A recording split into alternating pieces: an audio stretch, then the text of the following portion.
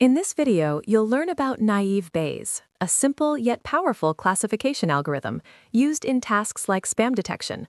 By the end, you'll understand how it works and why it's effective. Naïve Bayes assumes features are independent, which is rare in reality, but still performs surprisingly well. Let's see how.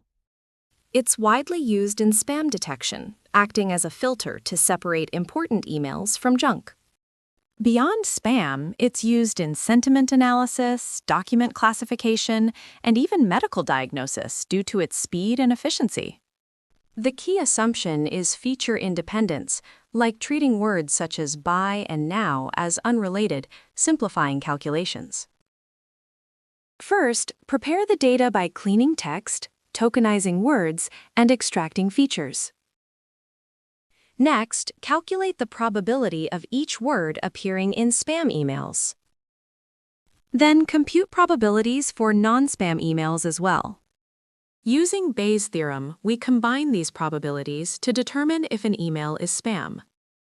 To handle unseen words, use smoothing techniques like Laplace smoothing to avoid zero probabilities. Despite its assumptions, Naïve Bayes works well and avoids overfitting due to its simplicity. It can also be used in applications like movie recommendation systems based on user preferences. Evaluate the model using metrics like accuracy and precision, and improve it with tuning techniques. Naïve Bayes proves that simple models can still be powerful and highly effective. Subscribe for more content like this and start your prep today.